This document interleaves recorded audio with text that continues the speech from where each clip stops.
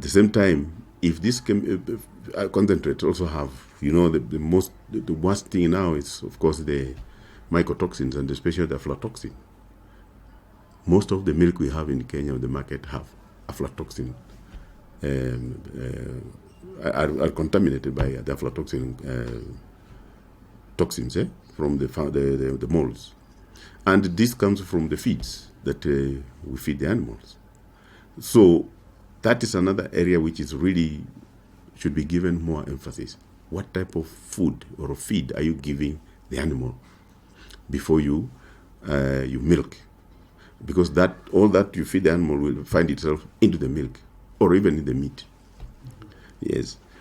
Then, of course, we have the physical contaminants. This is just being sanitary waste management around where you are doing the milking. Things like cow dung, dust, hair, even your own dirt from your body, depending on the cloth you are putting on.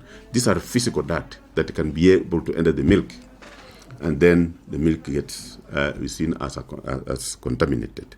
And of course, all these particular physical dirt, they actually carry most of these chemicals and most of the microorganisms that will still also be part and parcel of the contamination. So the best way to control this is, again, number one is training, especially on milk hygiene, what you call good milking practices, good handling practices, whereby the milk is not exposed to any source of contamination. It's very perishable, and within a certain period, microorganisms will multiply, and then you change the pH, and you find the milk coagulating. Antibiotics that we use to treat the animals, antibiotics that we use to preserve animal feeds, antibiotics that are thrown in the environment, especially the used materials that contain antibiotics. In the environment, eventually they get into the water sources, into the soil, and eventually they come up again through the water or through the feeds.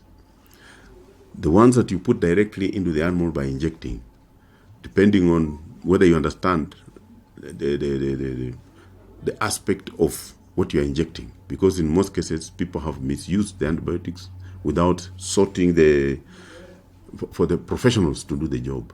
You find people themselves do it.